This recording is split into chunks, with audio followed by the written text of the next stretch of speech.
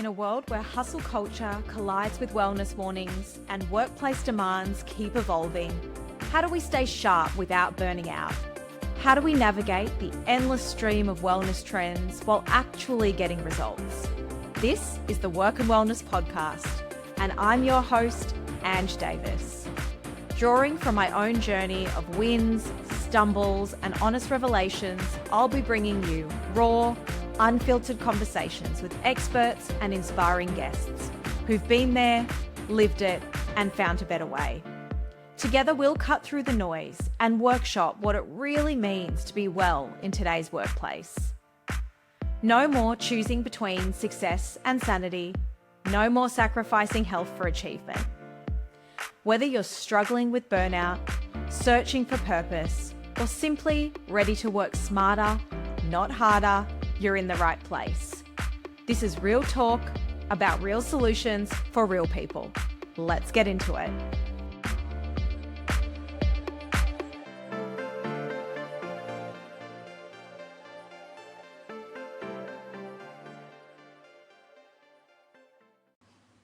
Hello, friends. Welcome to the show. Today, I've got a co-host. Not even a guest, a co-host. Liam, my husband, you're the most requested guest and co-host, darling. That's a surprise. I don't think it's a surprise. After the last podcast, he said to me, I think I should have my own show. I said I wanted hair and makeup, but you didn't make that happen. Well, your hair looks good today. So today, as co-hosts, we're going to be talking about relationships, but as they pertain to work and wellness and how we support each other through our careers, through our really busy and peak work times, and how we make sure that we continue to prioritize ourselves and our relationship more than anything.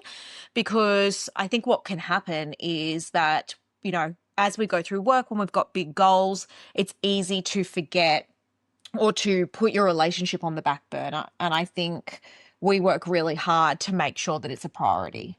I think you can become focused sometimes on what's in front of you and not what's going on around you. So you become so focused on what you need to achieve that you forget what actually makes the achievement worthwhile. Yeah, that's a really good way to put it for sure. And I want to start maybe about talking about, because no one's perfect, right? We're constantly working. I'm pretty close. I don't know. But, we're constantly working at it and learning and giving each other feedback. And I want to maybe start with, how do we recognize when there's an opportunity for us to be out of sync, maybe when we're both really busy, and what we do to make sure that we're always coming back to each other so that we don't get so far away from each other that it's really difficult to come back, if that makes sense. I think the big one for us is travel. Like I travel a fair bit with my job. Yeah. You travel sporadically with yours. Yeah. So I think the big thing for us is to recognize that if we have been ships in the night or we haven't seen each other for periods of time, doesn't have to be a long period of time, that we make sure that our non-negotiable is that, on Thursday morning, for example, once you finish Pilates or once I've done a bit of work, we're going to have an hour where we go for a walk or we reconnect in a way that works for us. Yeah, I think we're really purposeful about it. And it's probably come from, I think, when you spent a lot of time away from home. When you were in the military,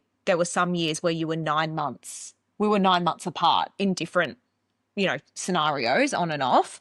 And I think we were really good at prioritizing time when we got back, but even more so now. I mean, just the other week, you were in the territory. You came back Thursday night, Friday morning, I flew to Sydney, and we just made sure that I came back on the Monday.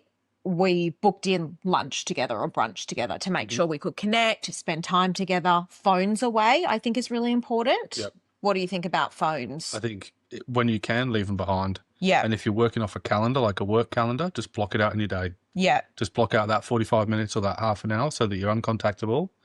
What you're doing is not saving lives or doing brain surgery. So something can wait half an hour for you to have time with your partner.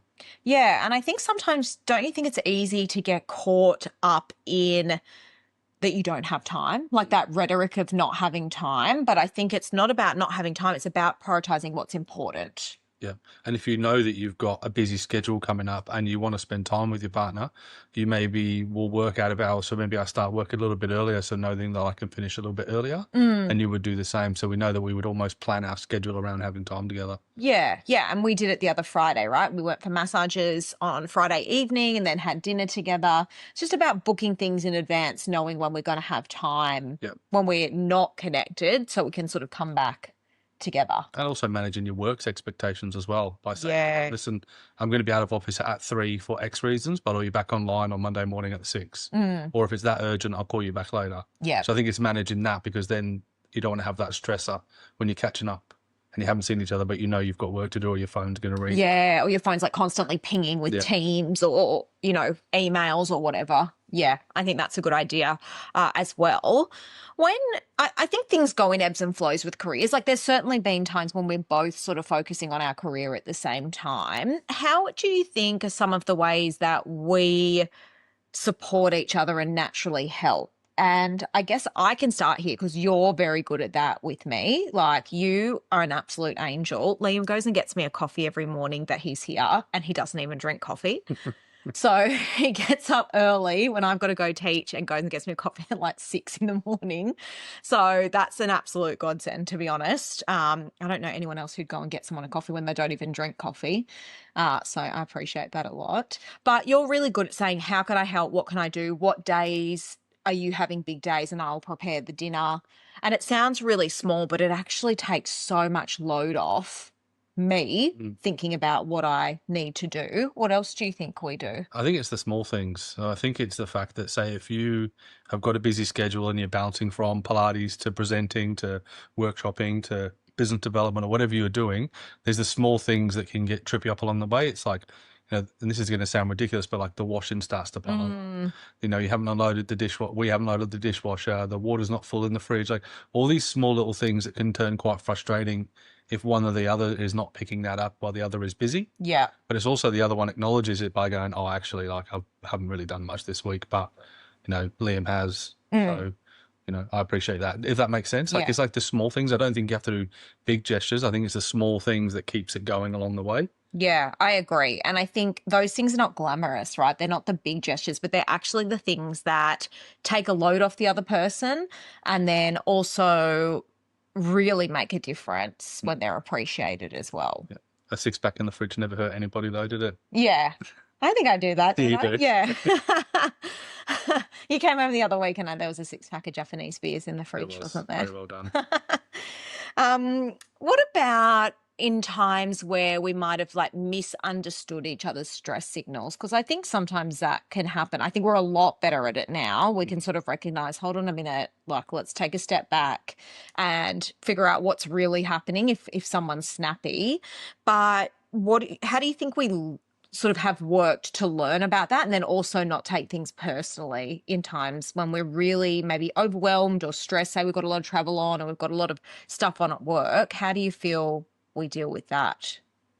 I think it's like the simplest thing, which is the hardest thing to do, is communicate about it. I think it's just being honest by saying, you know, I've got this going on from X day to X day, so I won't be able to do this. So it's like, okay, no dramas, I'll do that. But when you come back, can you do this? Or is this going on? Or actually, I'll go out and do the gardening, or whatever small little things you can do. But I think it's the biggest thing you can do is sit down and talk about it. Because if you don't, you know, it turns into bickering and then it turns into a bit of a competition about who's busier than the other person, which happens, right? So I think it's just sitting down, being honest, or communicating at your time, you know, where you're out for a walk or you're going to the gym, or, hey, I want to lock this in. So, well, I can't lock that in at this time. All right, well, we'll have to move that.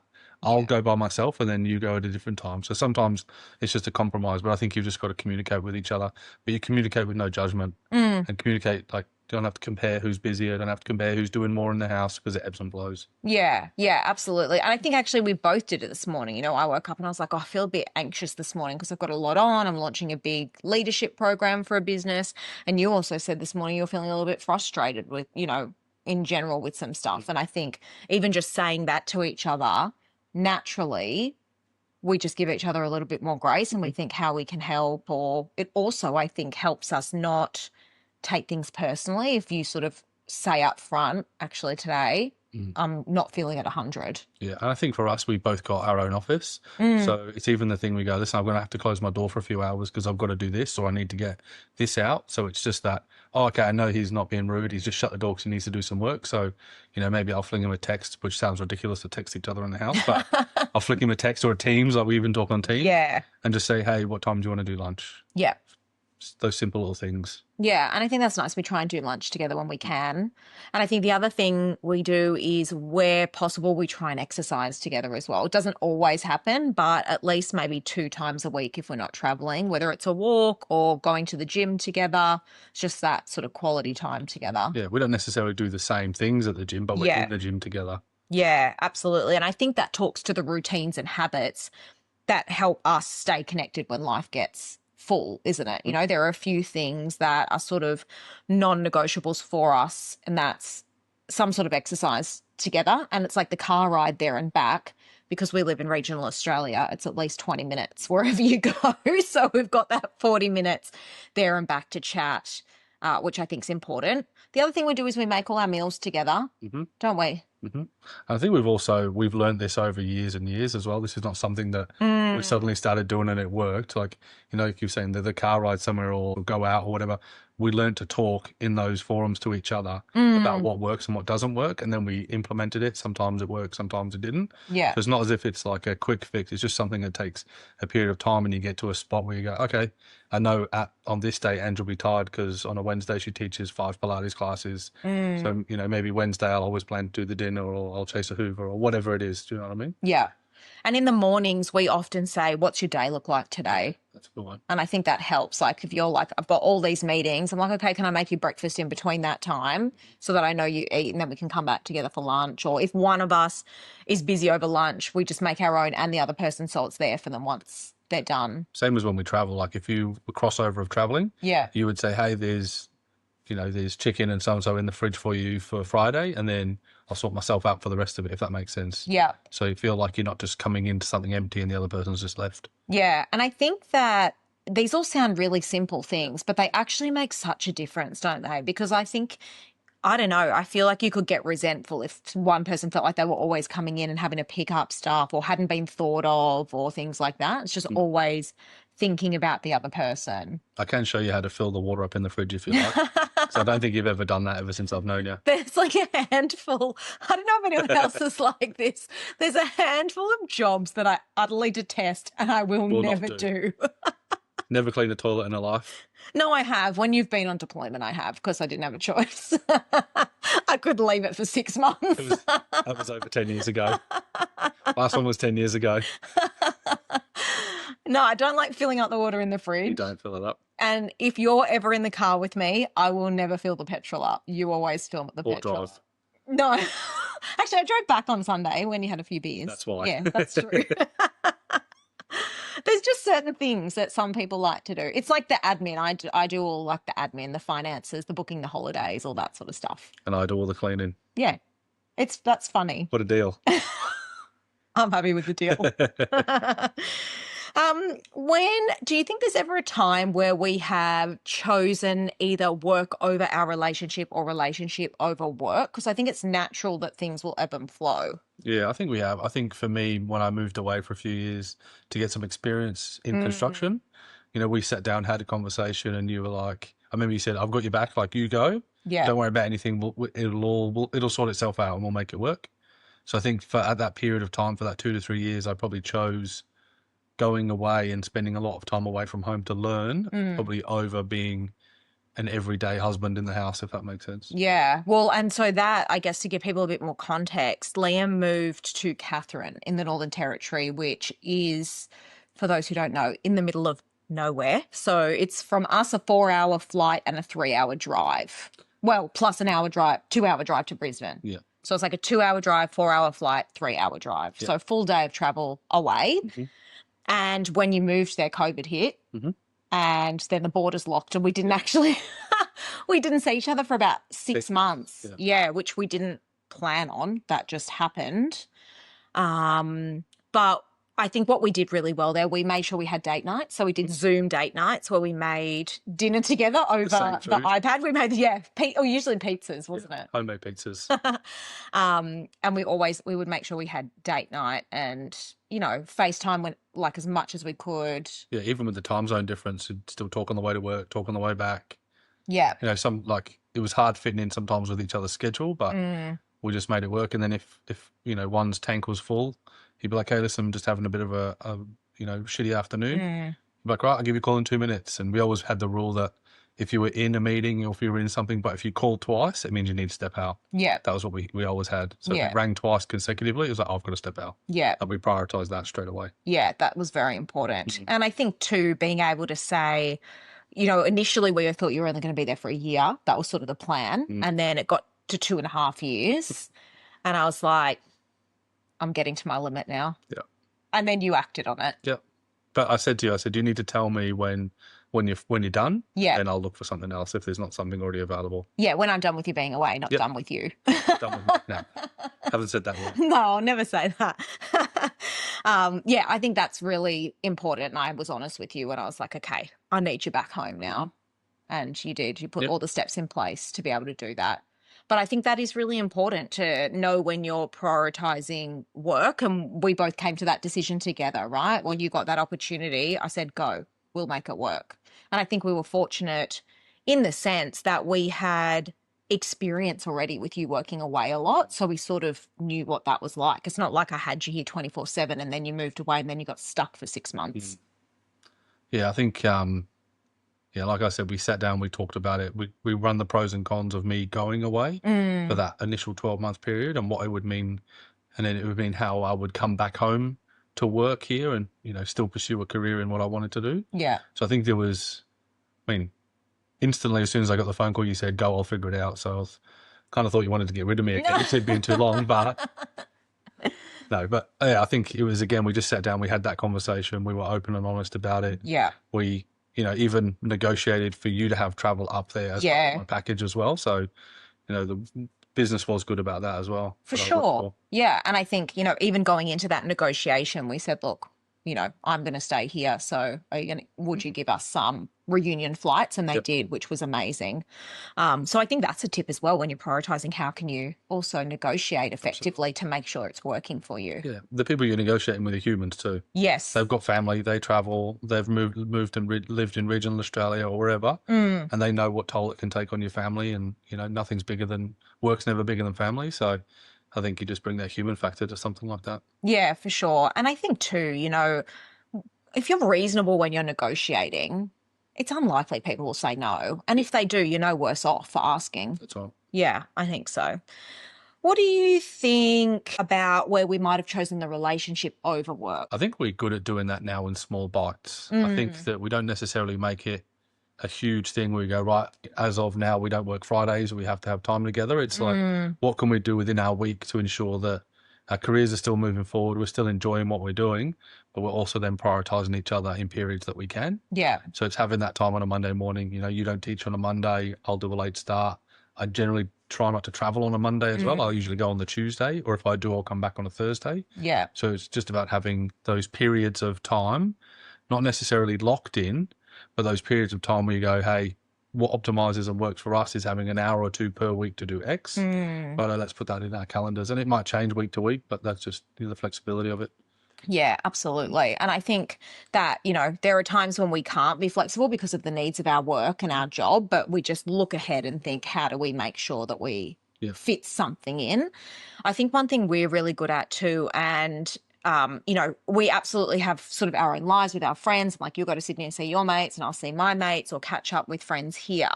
But I think one thing we're really good at from a relationship perspective is prioritising each other first. Like, we are our most important relationship in our lives. Yeah. And it's not to say we don't spend time with others or friends or all of that sort of stuff, but it will always take precedent over anything else. Yeah, like Sunday morning we had non-negotiable. We were going to the beach for a couple of hours, take some breakfast down there. We sat there, and it was just me and you. It was the best. So the day before we had family time, and then we had some other time and some friends, and we said, right, Sunday morning, no phones, just me and you until lunchtime. Yeah. And then we could still go away, and you went to Pilates and I watched telly, watched the rugby, and We just had that non-negotiable time. Yeah, I think that's really, really important. How do you think we tackle getting through tough chapters, like in work or life? I mean, obviously, this year has been slightly challenging, to say the least. You know, my dad died. A few weeks later, we went to Portugal. Your dad had a heart attack while we were overseas. We had to make the decision to come back. You obviously lost a mate this year as well in that time. How do you feel like because both of us are feeling in those times, right? Like we're both challenged. There's a heightened level of stress. It's very easy to either withdraw or to be more snappy. Like I know that I obviously have been more emotional and snappy. Don't say anything that'll get you in trouble. No comment. But I'm aware, and at least I feel like I'm pretty good at being like, you know what, I'm just feeling really down today or whatever. How do you think we tackle those times?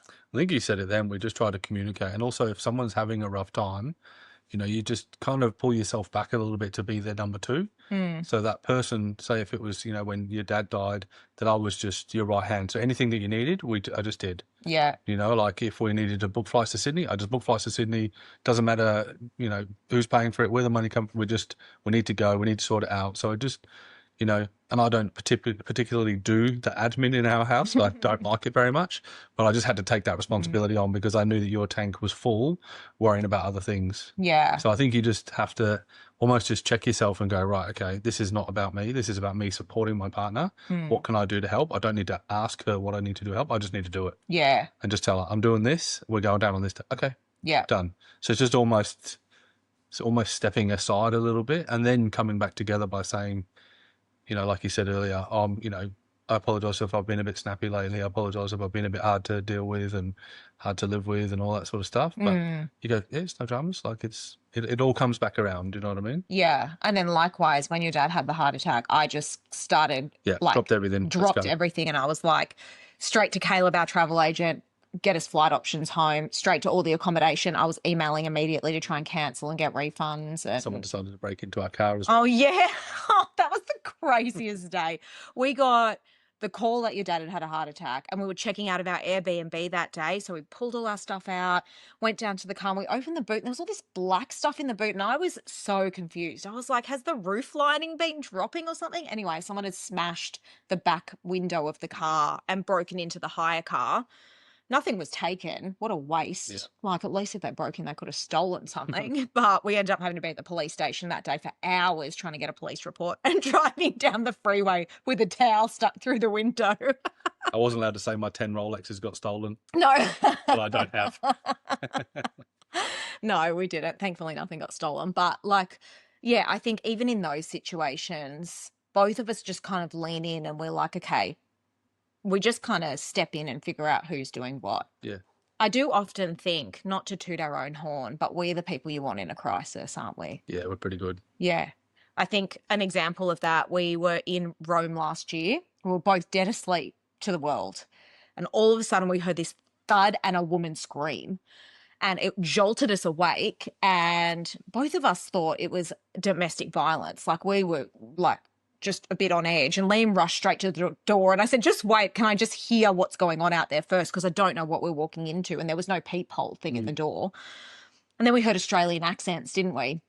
And we opened the door and this mother and daughter, the mother must have been in her 60s, the daughter must have been in her 30s, I reckon. Anyway, she had a full anaphylactic reaction. She had unknowingly eaten goat's cheese and she was, honestly, I thought she was about to die. Like I think she was about to spud in, wasn't she? Yeah, she was pretty close. She was she was not in a good way. She started to turn white and fainted a few times on us. Yeah, and immediately I'm on the phone trying to speak Italian to the ambulance.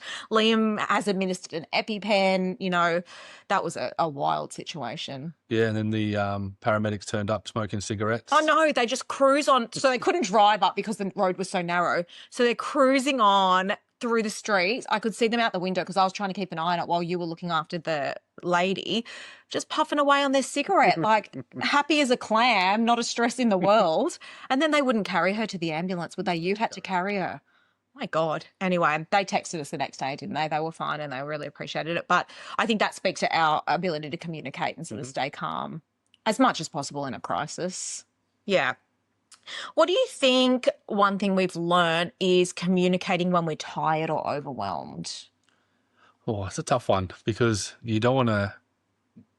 I mean, for us, we clearly know when each other is tired, upset, overwhelmed, got heaps going on. We kind of both just step back and just let the initial emotion happen. Yeah. And we kind of just go, okay, like you're dealing with something. If I come in now and try to fix the problem, that's maybe not what you want. Maybe you just want me to listen. Maybe you don't want anything from me in the initial period. So for us, we both give each other a little bit of space. And usually 9 times out of 10, the other one will come crawling back and say, I'm really sorry. Like, this is kind of what I need at the moment. So I think we're good with things like that. But that's taken a long time and lots of practice to be able to get to that position. So I think it's understanding each other is probably the first one, when they need space, when they need time, when they need a shoulder, when they need a hug, whatever it is. It's just trying to read the situation to see which one I give, and asking, like, do you want me here now? Do you want a hug? And you're like, well, no, because I'm hot and sweaty and I've got the shits, or whatever that is. Do you know what I mean? So It's like a solution, a hug, or me to listen. Yeah, or space. Yeah. No, I just need 10 minutes to myself. So it's just trying to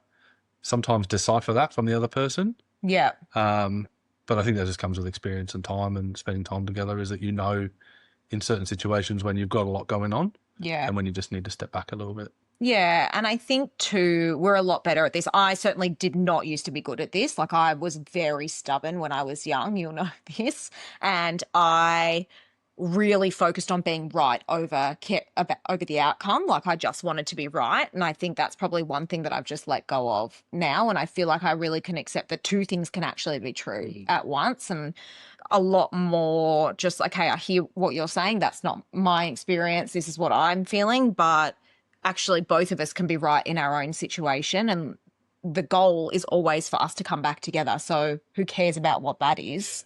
Like, let's just focus on coming back together. Yeah, I think that's right. Sometimes it can be, well, all I'm focused on is how you're feeling. I don't really care for the situation that's going on, but I just want to make sure that you're okay. Yeah, I agree. How do you feel like we've supported each other in our careers? Oh, geez. I don't know where to start. For me, endless. Like, my whole career has been spent with you by my side, especially my corporate career. Yeah. Like, for me, I've been fortunate to have you by my side. Like, people pay you to give them advice and I get it for free, is all I would say. So for me, you've always had my back, and I'll always ask you questions about, hey, this is going on in my workplace. Is this normal? And you'll be like, oh, yeah, this is what it is. Or no, that's not normal. This is how you should potentially address it and stuff like that. And I think we've always had each other's back, even when in my time in the military as well. Yeah. We always used to joke that I was a combank husband, not a UN wife. Everyone used to call me a Navy wife. I'm like, nah, Liam's a combank husband. No, I think that's right. And, I think for you, like, what you were amazing at, which I think in the military not all the boys are great at, is always prioritising contacting me. Like, there were times when I would be in a leadership team meeting and I'd see this weird number pop up on my phone and I'd excuse myself, and it was a satellite phone you've found in some random place to give me a call, and I think it's just, it didn't even matter that it was like a 5-second delay and we didn't really have a proper conversation. It was that you were thinking of me and you took the opportunity to call, and that's really what mattered, because there were times when they'd turn comms off and I wouldn't know if you were safe or okay.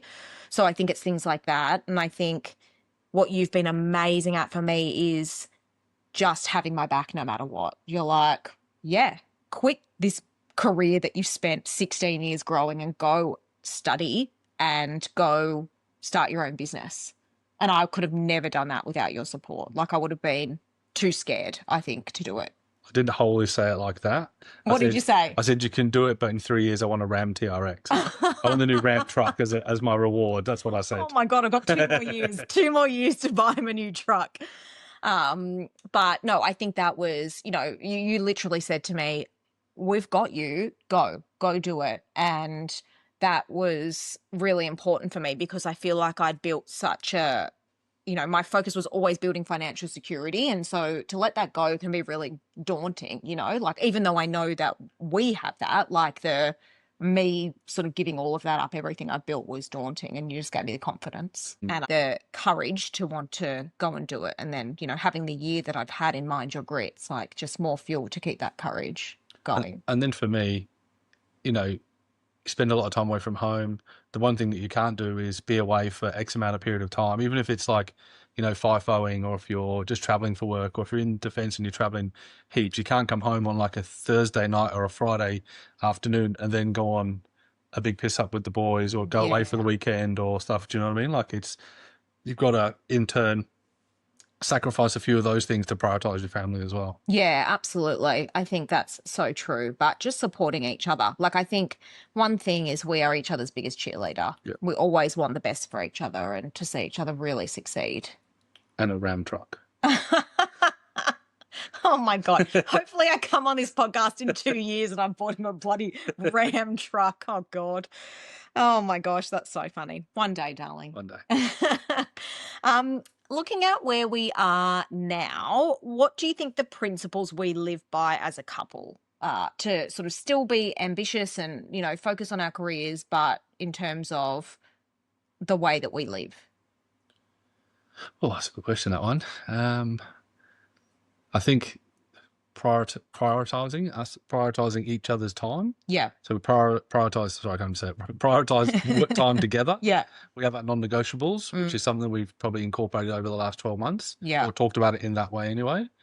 And then for me, I'll probably say this, and it'll probably get edited out. Oh no. Just don't be a dick. Yeah. Like, No, I won't edit that out. I've always said that. Like, I know many people who just, act a bit dickish, if that makes sense. Yeah. Like, just sometimes you just can't put yourself as a priority. Sometimes you go, oh, do you know what? I'll take a back step here, and I'll be the one that does. Maybe you're saying like the shitty jobs or the admin jobs, or takes the kids wherever, or takes the dog to the vet because you can't make all these little things. They make a huge difference. So my one is just don't be a dick. Yeah, you say that a lot, don't you? And I think it is actually so true. I think for me, it's focusing on the best outcome for us rather than one person being right. Mm-hmm. I think that's something I've really learnt, and just apologise. That was something I used to be really bad at too. Am I bad at it still?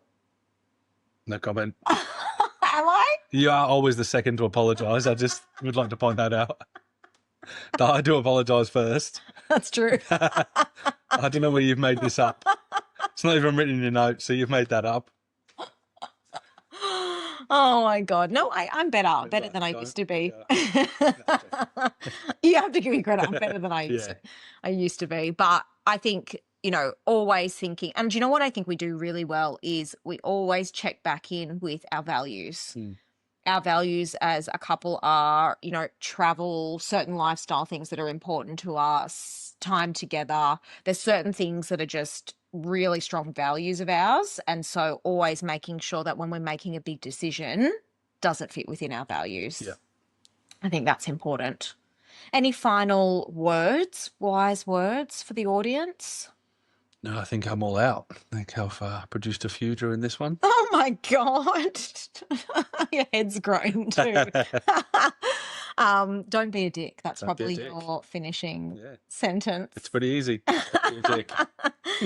And mine is I think one thing I think that we really do is communicate well and with the best intent. Sometimes even if we don't say it in the best way, I think we can be like, oh, look, I don't know how to say whatever, but this is what I want to say and this is my intent, and always just assume the best intent in each other, because no one is trying to hurt someone or say the wrong thing. Sometimes just you get in your own head about things. Yeah. And I think the big thing of that is that's an ongoing thing that we do. Like, it's not something that we've mastered. It's something that we've got better at along the years. Yeah. But I still think that we still do it very often. We just keep ourselves honest as we go. So I think for a lot of people, don't think that by one conversation you're going to master it. It's going to take a long time, and it will probably never stop. Yeah, I mean, you never are perfect at it, right? And different situations come up. You grow, life circumstances change. So it's an ever-evolving beast to keep working on.